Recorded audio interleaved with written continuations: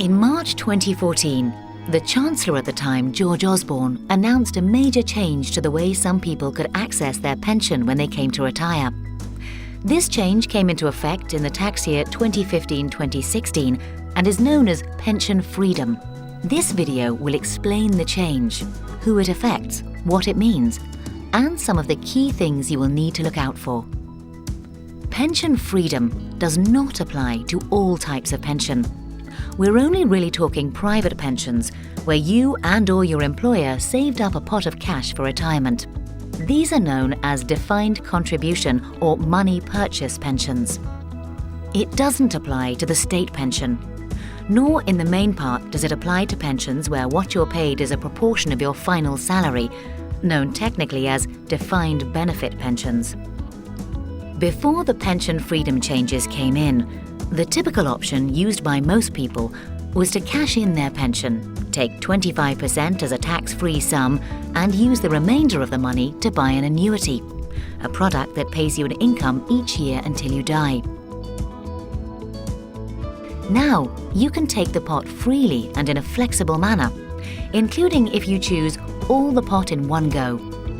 You should note, however, that you cannot do anything with the pension in terms of using the freedom rules until you have reached the age of 55. From that age, you can access your pension to help you in retirement.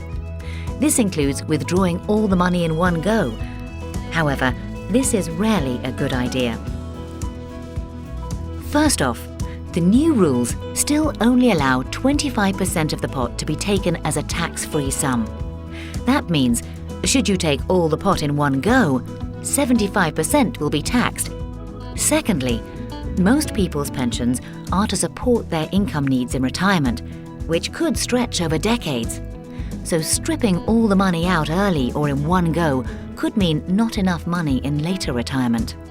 What the pension freedom rules allow, if you're not going to take all your money in one go, are three basic options. Option 1 is to leave it invested in your pension for when you need it.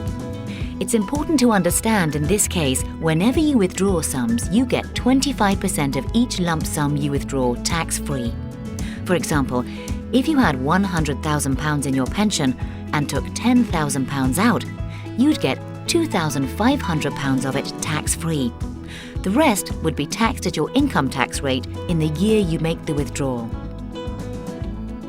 Option 2 is to take 25% tax-free, then buy a flexible income drawdown product. This is a product you buy that keeps the rest invested so it can still hopefully grow, but you can also use it to take income when needed. The tax here is different. You get the first 25% you withdraw tax-free, and then the rest is taxed when you take it, which could be useful if you're likely to be in a lower tax bracket once you're older.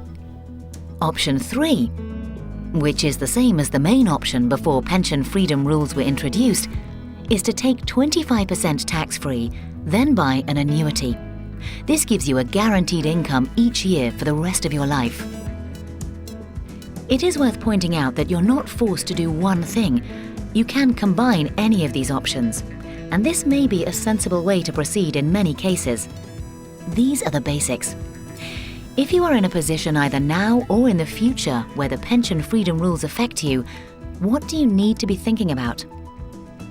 The first thing to consider is that if you do not cash all your pension chips and you're not buying an annuity, then your pension, either fully or in part, is going to remain invested.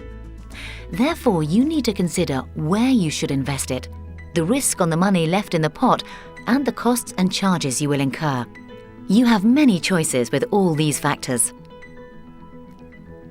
Secondly, you will need to think about how much income you will need and when, what other income sources you have, and how you will be best accessing your pension.